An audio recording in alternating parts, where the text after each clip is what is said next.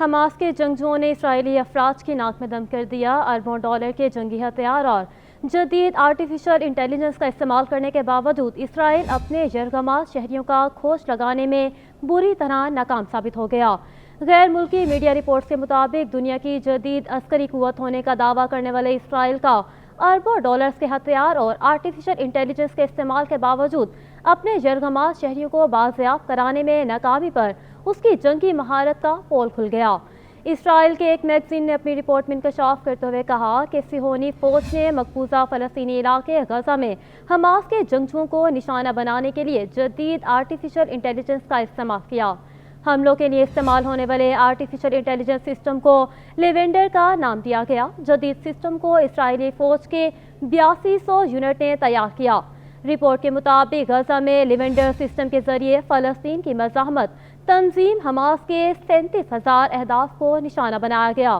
حملوں کے لیے شناخت کیے گئے اہداف کی درستی کی شرح 90% رہی۔ اسرائیل نے یہ جدید آرٹیفیشل انٹیلیجنس سسٹم غزہ میں اپنے یرغمال شہریوں کو تلاش کے لیے بھی استعمال کیا، لیکن اسے بری طرح ناکامی کا سامنا کرنا پڑا۔ واضح ہے کہ 7 اکتوبر کے حملے کے بعد سے اسرائیلی فوج کو غزہ میں غیر معمولی نقصان کا سامنا کرنا پڑا ہے۔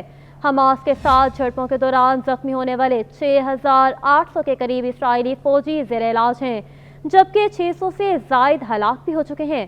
رپورٹ کے مطابق جن اسرائیلی فوجیوں کو زیر علاج رکھا گیا ہے ان میں 71% ریزرو فوجی ہیں، جبکہ 351 خواتین فوجی بھی شامل ہیں۔ ہسپتالوں میں زیر علاج میں سے 9% خطرے سے باہر ہیں اور 6% ایسے زخمی ہیں جن کی حالت تشویشناک بتائی گئی ہے۔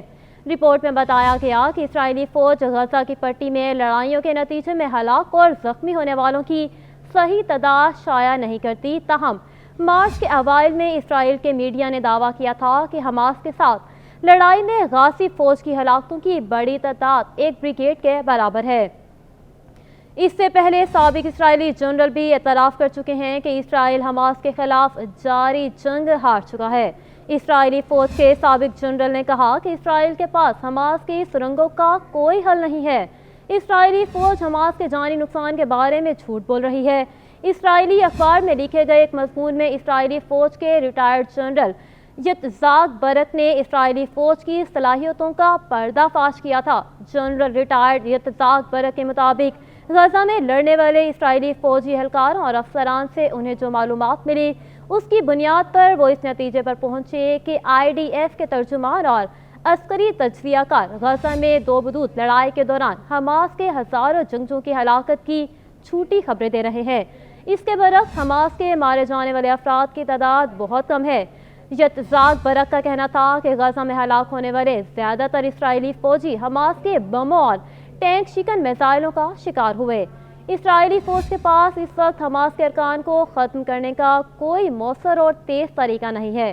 حماس کے لوگ سرنگوں میں چھپے ہوتے ہیں اور صرف بم نصب کرنے، دھماکہ خیز مواد کا جال بچھانے یا اسرائیلی ٹینکوں اور بختر بند گاڑیوں پر میزائل فائر کرنے کے لیے سرنگوں سے باہر آتے ہیں۔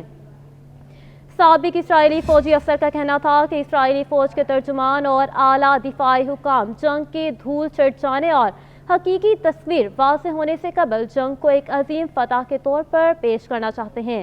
اس مقصد کے لیے وہ بڑے ٹیلی ویژن چینلز کے نامہ نگاروں کو غزہ میں مبینہ فتح دکھانے کے لیے لا رہے ہیں۔ وہ دراصل صرف شیخیاں بھگا رہے ہیں۔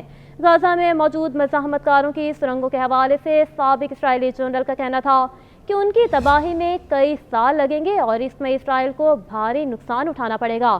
اسرائیلی فوج اب خود سینکڑوں کلومیٹر گہری سرنگوں کے وجود کو تسلیم کر رہی ہے۔ ریٹائرڈ اسرائیلی جنرل نے کہا کہ یہ حماس پر قابو پانے کا وہم تھا، جس کے باعث اسرائیل نے زیر زمین جنگ کے لیے مطالعہ، منصوبہ بندی اور مناسب ساز و سامان تیار کرنے کی ضرورت کو نظر انداز کیا۔ غزہ میں لڑنے والے افسران بتاتے ہیں کہ حماس کے ٹھکانوں پر اسرائیل کی شدید بمباری کے باوجود حماس کو دوبارہ کھڑے ہونے سے روکنا ناممکن نہیں تو مشکل ضرور ہوگا۔